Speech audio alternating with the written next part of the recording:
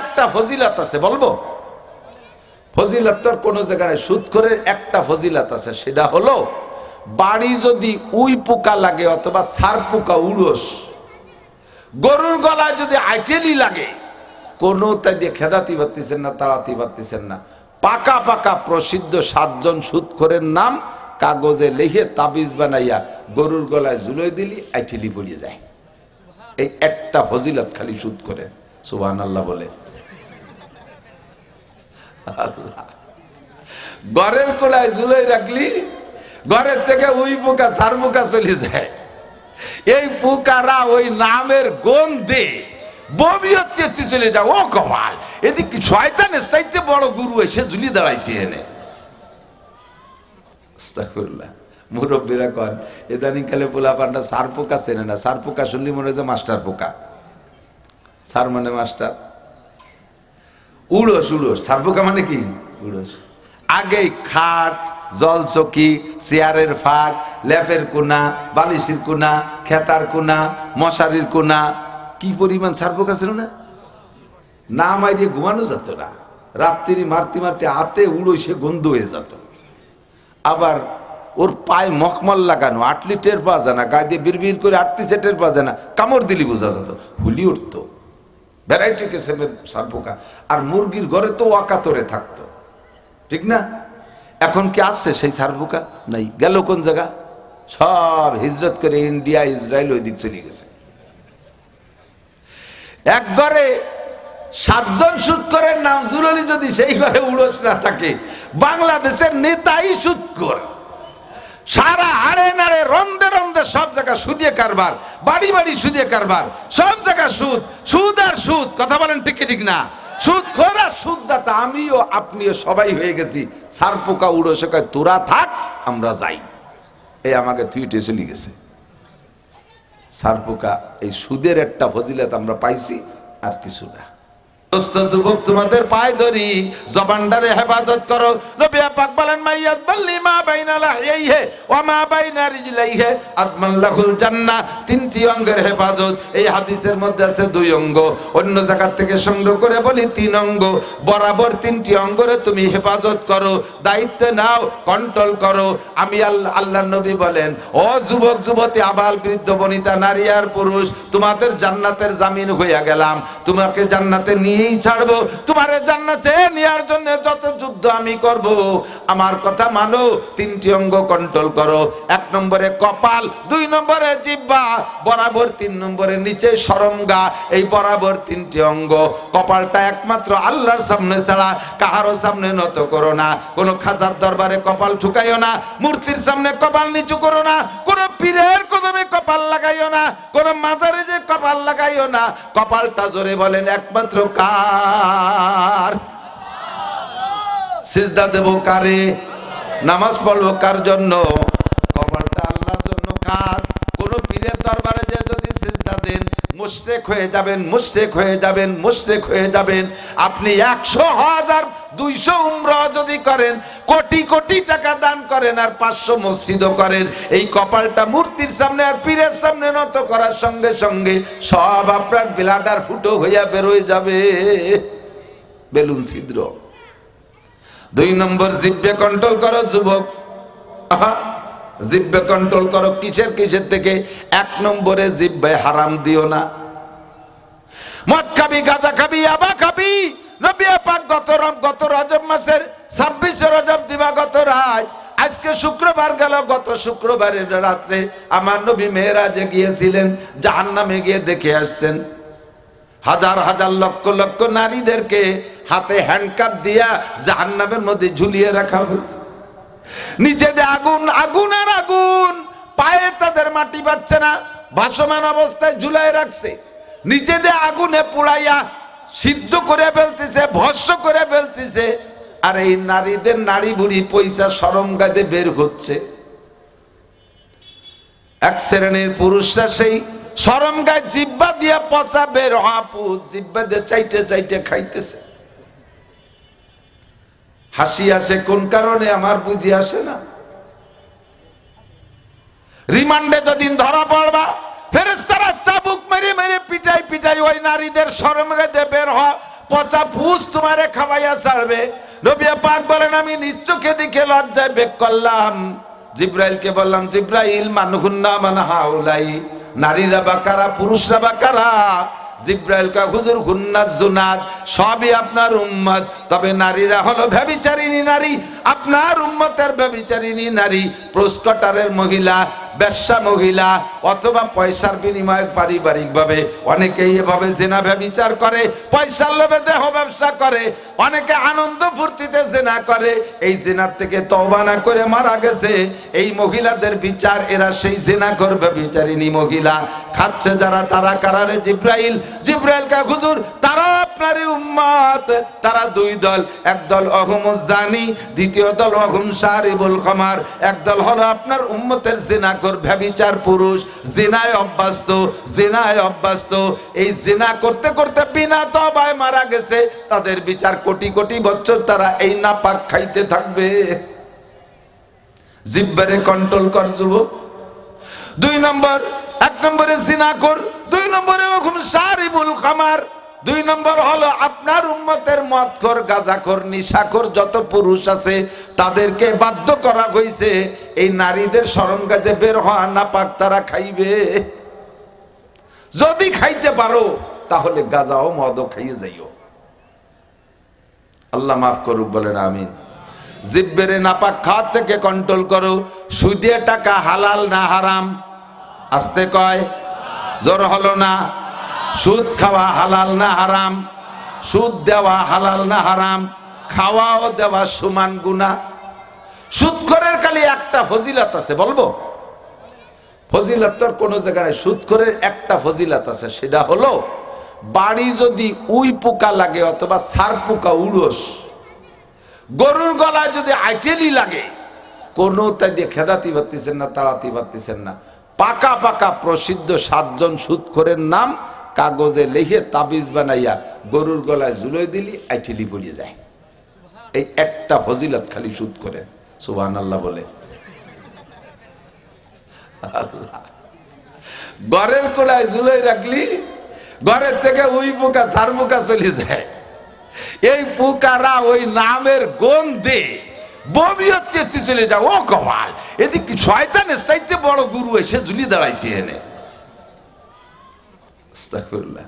মুরব্বীরা কন ইদানিং কালে পোলা পান্ডা সার পোকা চেনে না। সার পোকা শুনলি মনে হয় মাস্টার পোকা। সার মানে মাস্টার, উড়স উড়স। সার পোকা মানে কি? উড়স। আগে খাট, জলচকি, চেয়ারের ফাঁক, লেপের কোনা, বালিশের কোনা, খেতার কোনা, মশারির কোনা, কি পরিমাণ সার পোকা ছিল না? না মারিয়ে ঘুমানো যেত না। রাত্রি মারতে মারতে হাতে উড়োইসে গন্ধ হয়ে যেত। আবার ওর পায়ে মখমল লাগানো, আটলি টের পাওয়া যায় না, গায়ে দিয়ে বিড়বিড় করে আটতিছে টের পাওয়া যায় না, কামড় দিলি বোঝা যেত, হুলি উঠতো। ভ্যারাইটি কিসেমের সার পোকা। আর মুরগির ঘরে তো ওয়াকাতরে থাকতো, ঠিক না? এখন কি আসছে সেই সার পোকা? নাই। গেল কোন জায়গা? সব হিজরত করে ইন্ডিয়া, ইসরায়েল ওই দিক চলে গেছে। এক ঘরে 7 জন সুদখোরের নাম জুরলি যদি সেই ঘরে উড়স না থাকে, বাংলাদেশের নেতাই সুদখোর। সারা হাড়ে নাড়ে রন্দে রন্দে সব জায়গা সুদে কারবার, বাড়ি বাড়ি সুদে কারবার, সব জায়গা সুদ, সুদ আর সুদ। কথা বলেন ঠিক ঠিক না? সুদখোর আর সুদদাতা আমিও আপনিও সবাই হয়ে গেছি। সার পোকা উড়সে কয় তোরা থাক আমরা যাই, এই আমাকে থুইটে চলে গেছে। সার পোকা, এই সুদের একটা ফজিলত আমরা পাইছি, আর কিছু না, ঠিক কিনা? জিহ্বারে কন্ট্রোল করেন, খাইয়েন না সুদ, ঘুষ খাইয়েন না। এগুলো হালাল না হারাম? ও ঘুষখোর! ঘুষখোর তো অফিসিয়াল যারা আছে, সরকারি চাকরি বাকরি যারা করে তারা তো খায়। গ্রাম অঞ্চলে কিছু মাতুব্বারও আছে ঘুষখোর, এদিক তো নাই মাশাআল্লাহ। না দাঁত মাইজে কুলিয়ে ফেলাইছে। পেটটা একটু বড়ই বানাই যাইয়েন মরার আগে, যাতে কিয়ামতে ঘুষ যে কয়টা খাইছেন পেটের থেকে কাটিয়ে শোধ দিতে পারেন। বুড়ি ভাইয়ে বের করে ফেলবে, পাশার থেকে মধুর চাক কাটার মতো গোস্ত কাটিয়ে নামাই নিয়ে যাবে, গালের গালের গোশ কেটে বের করে ফেলবে। মাতুব্বার, ঘুষ খাও তরফদারি করে, পার্সিয়ালিটি করে। জিহ্বাটারে কন্ট্রোল করো। ঘুষটা খাইয়া ঘরে গোয়া দিয়ে সব আদ দিয়ে যাওয়ায় তাই খাইও। ঘরে গয়া দিয়ে পাল্টাইয়া শেষে সব বাদ দিয়ে যেটুক তাকে ঘুষ না খাইয়ে তাই খাইও, তার নাম আর কলাম না, বানান করে দিছি খালি। আস্তাগফিরুল্লাহ। জিব্বেরে কন্ট্রোল করেন। যুবক, চুরি করে খাইস না, পরেরটা খাইস না। কি যা সিটারি বাটপাড়ি করে পরেরটা খাইতে পারলে, সিটারি বাটপাড়ি করে টাকা খাচ্ছে, পকেট মেরে টাকা খাচ্ছে, চুরি করে খাচ্ছে, কি খাইস, কারটা খাইস? একটা টাকা যদি কেউ দিনা থাকে যান দুনিয়ার থেকে, 1 টাকায় 100 পয়সা, কত পয়সা? 1 টাকায় কত পয়সা? প্রত্যেক 2 পয়সার বিনিময়ে 700 রিকাত নামাজ দেওয়া লাগবে। প্রত্যেক 2 পয়সার বিনিময়ে 700 রিকাত। কয় দিন তাই তো বেঁচে গেছি, 1 রিকাতও ভরি নেই, দেওয়া লাগলো না। নামাজ নাই তা নেবে কি? তুমি মনে হচ্ছে যে তালির বিচার আর হলো না, তাই? এবার 2 পয়সার পরিবর্তে 700 রিকাত নামাজ যদি না থাকে, 700 রিকাত নামাজের এগেনস্টে যে কটা গুনাহ হয়, ওই পাওনাদারের আমলনামা থেকে সেই গুনাহ কটা তোমার আমলনামায় ঢুকবে। আর এক একটা গুনার কারণে 7000 বছর করে জাহান্নামে পুড়িয়ে তারপরে কিছু থাকলে শেষে যাইয়ে, না থাকলে এবার ওইতেই মোয়া হয়ে যাবা, কয়লা হয়ে যাবা। বিশ্বাস করেন না কেন? ভয় কেন পান না? আরে নামাজ একটু কম পড়ছো, আল্লাহর কাছে ব্যাগটায় কান্দি দিও, আল্লাহ জাফারে করবে। রোজা 2 কম রাখছো, 1 ফয়সালা আল্লাহর সাথে করে নিতে পারবেন। সবচাইতে ভয় পাবেন হুকুকুল ইবাদ, মখলুকের হক মোটে নষ্ট করবেন না। পায়ে ধরে বলে যাই, মখলুকের হক নষ্ট করেন না। কেউ একটা গালি দিয়ে যাইয়েন না, ওই গালির বিনিময়ে নেকি কাটবে। একটা অনর্থক থাপ্পড় দিয়ে যাইয়েন না, তার কারণে নেকি কাটবে। অ্যাঙ্গেলে বেকা কথা কয়ে মনে একটু কষ্ট দিয়ে যাইয়েন না, জিব্বেটার একটু কন্ট্রোল করেন, কথাটারে হেফাজত করেন। গিবাত করে যাইয়েন না। আমি আপনাদের আবার গিবাতের সুযোগ দিছি আমার ব্যাপারে, আমার ব্যাপারে। এদিক থাকেন, সুন্দর এসে গেছে। আমার যদি কোনো দোষ জানা থাকে, যেটা আমার সামনে বলতে লজ্জা পাচ্ছেন, আমার আড়ালে বলবেন, আমার আড়ালে এটা বলবেন। এর নাম হলো গিবাত। এর নাম কি? যেটা আমি দোষ করছি হুবহু এই দোষ আমার আড়ালে বলার নাম গিবাত। এই নড়াচড়া পরিষ্কার খালি মুড়া মুড়ি ওর বিতাই এখানে বসিস গিয়ে তিরিগে। আমি হলো মাদ্রাসার শিক্ষক, ছাত্রদেরকে পড়াই, সামনের পর মুড়ামুড়ি করলে পড়াতে পারি না, দৌড়ে ধুলাই শুরু করে দিই। এবং মৌলানার ক্লাসের ছাত্রকে পড়াই, বারো ইয়া করে শোয়াই ফেলাই দিই বিটা বিটা ছাত্রকে। আর তোকে মতো কুচোকে মারতে সময় নেই আমার, জায়গা বিশেষ মেরিয়ে বসে। আল্লাহ হুকুকুল ইবাদ, মখলুকের হক গিবাত বলছি না? আপনারা আমার কোনো দোষ জানা থাকলে আড়ালে একটু বলবেন, বলবেন তো ইনশাআল্লাহ। আমি তো অনুমতি দিচ্ছি, গিবাত টুকু করেন। কেন দিলাম? আমার একটা সহজ ইনকাম। আমার যে দোষটা আপনার জানা আছে, এইটা আমার আড়ালে বললে আমি ওই দোষ করে গুনাহ করছি না, ওই গুনাহগুলো আপনার আমলনামায় চলে যাবে। আর ওই জায়গার থেকে কিছু নেকি এসে আমার এই শূন্য স্থানটা পূর্ণ হয়ে যাবে। তাহলে আমি ঘুমাই রয়েছি, আমার আড়ালে আপনারা গিবাত করতেছেন, আমার গমের মধ্যে যে আমার একটা ইনকাম হতে তালে রয়েছে, গমের মধ্যে ইনকাম হইতে তালে আছে। কাজেই আপনাদের অনুমতি দিলাম আমার গিবাত করেন, তা করবেন না। কয় না হুজুর, আপনারে কত ভালোবাসি, এই সন্ধ্যের সময় আপনার ওয়াজের নাম শুনলি চলে আসে, আপনার গিবাত করা যায় নাকি? তাই তো, আমার গিবাত করা যায় না। আমার গিবাত করলে যে আমার একটু উপকার হয়, তা তো করবেন না। গিবাত চুপ করেন কার? যে আপনার চরম শত্রু, যে আপনার পরম শত্রু, তারে এই উপকারটা তারে করেন। তার আড়ালে চার দোকানে বসে বসে, যার আড়ালে এক জায়গায় গল্প দিয়ে দুনিয়ার গিবত তার করতেছেন, আপনার নেকিটা তারে দিয়ে দিচ্ছেন, আর তার গুনাহগুলো আপনি নিয়ে নিচ্ছেন। উপকারটা আপনার শত্রুরে করতেছেন, বন্ধুরে করতেছেন না। গিবাত কে দোস্তর গিবাত করে নাকি? গিবাত করে শত্রুর গিবাতই করে, যারে ভালোবাসে না তারই গিবাত করে। কতক্ষণ ঠিক না? এটা কারণ নাই, জিব্বের অন্যায়, কারণ নাই, জিব্বের অন্যায়। আর গিবাতের চাইতে অন্যায় হলো অপবাদ। আমি কোনো অন্যায় করি নাই, একটা অন্যায় আমি করি নাই, এটি আমাকে সামাজিকভাবে খাটো করার জন্য, রাজনৈতিকভাবে পিছিয়ে বেড়ানোর জন্য, আমাকে পিছিয়ে রাখার জন্য আমার নামে একটা অপবাদ তৈরি করে দেওয়া, এটা গিবাতের চাইতে জঘন্য। আমার নামে যারা অপবাদ দেয় আমি তাদেরকে ক্ষমা করব না, আমার নামে যারা গিবাত করে তাদেরকে আমি চুমো দেব। অপবাদদাতাকে আমি মাফ করব না, অপবাদদাতাকে মাফ করব। দেখেন ইদানিং চলতেছে রাজনীতিতে, ফেসবুক খুললি গিবত তো চলতেছেই, আর কিভাবে অপবাদ চলতেছে দেখছেন। কি যিনি করে নাই এই অন্যায়, তার নামে সেই অন্যায়টা লিখে ছেড়ে দিচ্ছে, দেওয়া লাগবে। ফেসবুক পার্টি, তোমার এই ফেসবুকে কিচ্ছু আসে যায় না, কিন্তু একজন ভালো মানুষকে তুমি সমালোচনা করতেছো, ভালো মানুষকে তার নামে একটা বদনাম তৈরি করলে, তার বদনামটা ছড়াই দিলে, এইটা তুমি চরম অন্যায় করছো। কিয়ামতে কিন্তু জবাব উনি মাফ না করা পর্যন্ত তুমি ভেস্তে যাইতে পারবা না। এই জন্য জবানকে কন্ট্রোল করেন। অকথ্য ভাষায় গালাগালির থেকে যুবক জবানকে কন্ট্রোল করো, ফাহেশ ভাষা বলো না। জিহ্বার মালিক আল্লাহ। আল্লাহ পাক যে কোনো সময় তোমার জিহ্বাটা টান দিয়ে ছিঁড়ে ফেলাই দিতে পারে। জোরে বলেন পারে কি পারে না? জিহ্বা ছিঁড়ার জন্য মুখ থেকে ফেলে দেওয়া লাগবে না, মুখের মধ্যে জিহ্বা থাকবে, জিহ্বার কার্যক্রম শেষ হয়ে যাবে, আর কথা বলতে পারবা না। জবান স্টক করে, ব্রেন স্টক করে পড়ে থাকবা, খালি জিহ্বেদের নালাবার আউমাউ খাউমাউ করবা, কথা বলতে পারবা না। এটাই হলো জিহ্বা ছিঁড়া। এখন তোমার ক্ষমতা আছে, সুস্থ আছো, যা তা বলে বলা বকাবকি করতেছো, বউরে বকতেছো, বাচ্চাদেরকে গালাগালি করতেছো, অন্যকে গালাগালি করতেছো, আব্বা মাকে বকানি দিচ্ছ, মানুষকে গালি দিচ্ছ। এই গালি দিচ্ছ যে জিহ্বা দিয়া, মালিক তোমার জিহ্বাটা টান দিয়ে ছিঁড়ে ফেলাই দিতে পারে। এই জন্য মাইয়াজ মাল্লি মা বাইনা রাহিয়াইহি, দুই মাড়ির মাঝখানের অঙ্গটা জিহ্বা। একে যেমন হারাম খাদ্য থেকে, হারাম ভক্ষণ থেকে পবিত্র, ওই রকম হারাম ভাষা থেকে পবিত্র রাখবেন। কেউকে কথা দিয়ে কষ্ট দেবেন না। আল্লাহু আকবার। যারা হাতুস সিরানেল হালতিয়ামু ওয়ালা ইয়ালতামু মা যারা হাল লিসানু।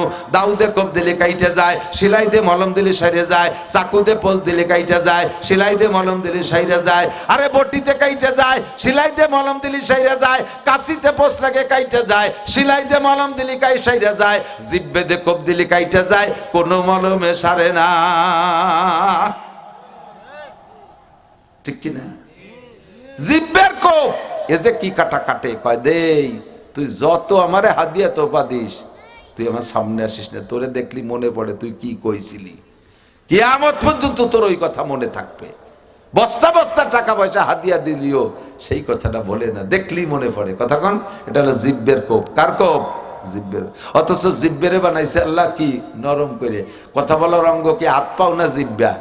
কথা কন না, কথা কয় কি দিয়ে? জিহ্বে দিয়ে না। সব অঙ্গের মধ্যে কম বেশ হাড় আছে, জিহ্বে কি হাড় আছে? কেন আল্লাহ জিহ্বের হাড় ছাড়া বানাইলেন? এক বুজুর্গ কয়, আজবরায়ে নরম গুপ্তান সুজবাবে উস্তখা, আজবরায়ে নরম গুপ্তান সুজবাবে উস্তখা, গুপ্ত গুয়েলা মুলায়েম নিস্তেকারে আকেলা। জিহ্বের আল্লাহ কথা বলার অঙ্গ হিসেবে বানাইছে। এই জিহ্বের মধ্যে হাড় না দেওয়ার উদ্দেশ্য হলো যাতে নরম জিহ্বে দিয়ে নরম নরম কথা কবা, মিষ্টি মিষ্টি কথা বলবা। দুঃখের বিষয় সেই নরমটা এমন গরম। নবী পাক বলেন জিরমুহু সগীর ওয়া জুরমুহু কাবীর। যেই দুইটি অঙ্গর কথা হুজুর বলেছেন যে রে হেফাজত করলে আমি জান্নাতের জিম্মাদারি নিলাম, সেই দুইটার একটা হলো জিহ্বা, এটাও বডিতে ছোট, আর একটা হলো লজ্জাস্থান শরমগা, সেটাও বডিতে ছোট। এই দুইটা দেখতে ছোট কিন্তু কাম সবচাইতে বড়। মানুষকে সবচেয়ে বড় বিপদে ফেলায় জিহ্বায় আর লজ্জাস্থানে। ঠিক কিনা? তৎকালীন প্রধানমন্ত্রী শেখ হাসিনা একটা কথা কইয়েই কিন্তু মহা বিপদ। মুক্তিযোদ্ধার সন্তানরা চাকরি পাবে না, চাকরি পাবে কি রাজাকারের বাচ্চারা। এর আগে কিন্তু এত রিয়াকশন হয়নি, এই এক কথাই মারি দিছে। এইটার পর সারা বাংলাদেশ খেপে গেছে। এই জিহ্বের মায়ের। কার মায়ের? জিহ্বের মায়ের। থাকাই সম্ভব হলো না। তেমনই আমি আপনি খুব সতর্ক থাকতে হবে। আল্লাহু আকবার। মানুষের যোগ্যতা ফুটোই তোলে জবানে, কথায়। আর এই জিহ্বেই মানুষকে আবার স্বার্থবক জমিনের নিচে নামায়। আমি মাওলানা নাসির, আমার কি আছে? কিচ্ছুই না। আমারটা আমি শুকর আদায় করার নর্থে বলি, আমার বডি নাই, আমার সার্টিফিকেট নাই, স্বাস্থ্য চেহারা ভালো না, আমি অতটা আলিশান পোশাকও চলি না, আবার টাবা গায়ে দেই না, বোরকা টোরকা গায়ে দেই না, স্বাভাবিকভাবে একখান গামছা গাড়ি দেওয়া যে আসি। সারা বাংলাদেশে মানুষ আমাকে ওয়াজের ময়দানে ভালোবাসে। আমার ওয়াজে কোনো জায়গাও এখনো পর্যন্ত প্রতিবাদ আসে নাই। যেখানেই গেছো, সিলেট, চট্টগ্রাম, সব জায়গায় আলহামদুলিল্লাহ আমি স্বাভাবিকভাবে কথা বলতে একটু কম কই না। আল্লাহ এক কৌশলে বলাইতে আমি সারি চলে এসেছি কথাবার্তা বলিয়া, কোনো ঝামেলা নাই। এই জবানের দ্বারাই তো এই গ্রহণযোগ্যতা পাইছি। আবার এই জবান দিয়ে এমন একটা কথা বলিয়ে ফেলতে পারি, আল্লাহ না করুক, যার দ্বারা আমার এই মাঠ শেষ, আমার ময়দান শেষ, কেউ আমার ডাকবে না। হতে পারে কি পারে না? এই জন্য খুব সতর্ক থাকতে হবে, খুব সতর্ক। আমি জবানকে, ও যুবক, যুবক, আবারও বলি যুবক, বুড়োরা তো এমনি ভালো হয়ে গেছে, কাজে বুড়োকে হজ করি না। প্রত্যেক বক্তার টার্গেট হলো যুবকরা, কারণ বুড়োরা সিংহের মতো শক্তি সাহস সব হয়ে গেছে। গত কোনো মতে আজ বেঁচে আসি ভাই খ্যাকশিয়ালের মতো। বুড়োরা সব দুর্বল হয়ে গেছে, হাঁটুর বল শেষ, চাকা একটা পাংচার হয়ে গেছে, ঠ্যাং একখান কবরে চলে গেছে। এই জন্য বুড়োকে আর আমার ভালো করা লাগে না। যুবকদেরকে বলবো, কোন নেতার পালাই পইড়া দলের ক্ষমতা বলে, এই স্থানীয় পালা বলে, কখনো বেয়াদবিমূলক কিছু করবা না। আলেম উলামার সাথে বেয়াদবি করবা না, আব্বা মার সাথে বেয়াদবি করবা না, উস্তাদের সাথে বেয়াদবি করবা না, কোন নেতার পালাই পড়ে বিশেষ করে বেয়াদবি করবা না। নেতা তোমার দুনিয়া বাঁচাইতে পারবে না, আখিরাতও বাঁচাইতে পারবে না। যা তার চিন্তা নিয়ে সে ব্যস্ত থাকবে, তোমাকে কোনো খবর নিতে পারবে না। ফাঁকে তুমি নেতার মোহাব্বতে পড়ে বেয়াদবি করে নিজের খসিরাত দুনিয়া ওয়াল আখিরা, এহকাল পরকাল ধ্বংস করে ফেলাইছো। খোদার কাছে জবাব দেয়া লাগবে। জিব্বেটারে কন্ট্রোল করব, পারবো তো? অকথ্য ভাষায় গালাগালি করব, মিথ্যে কথা গীবাত শিকায়ত কব, মুখে জিব্বায় হারাম কোনো কিছু দেব? সতর্ক হন। 2 নম্বর 3 নম্বর হলো ওমা বাইনা রিজলাইহে, 2 রানের মাঝখানে শরমগাকে কন্ট্রোল করো, এটাকে হেফাজত করো। এটা এই 3টি অঙ্গরে কন্ট্রোল করতে পারলে হুজুর বলেন আমি তোমার জান্নাতের জামিন হয়ে গেলাম। কন্যা সুবহানাল্লাহ। এই সবগুলো মিলে ইসলাম, সবগুলো মিলে কি ইসলাম। অনেক দূরেতে সরে চলে আইছি, এত ছড়াই গেছে যে ফিরে গুছাতে গেলে এবার আমার 2-3 ঘন্টা লাগবে, সেই সময় আমার নাই। আমি বলতেছিলাম ইমানের কলেমা মনে আছে নাকি? আমানতু বিল্লাহ, আল্লাহ আছে না নাই?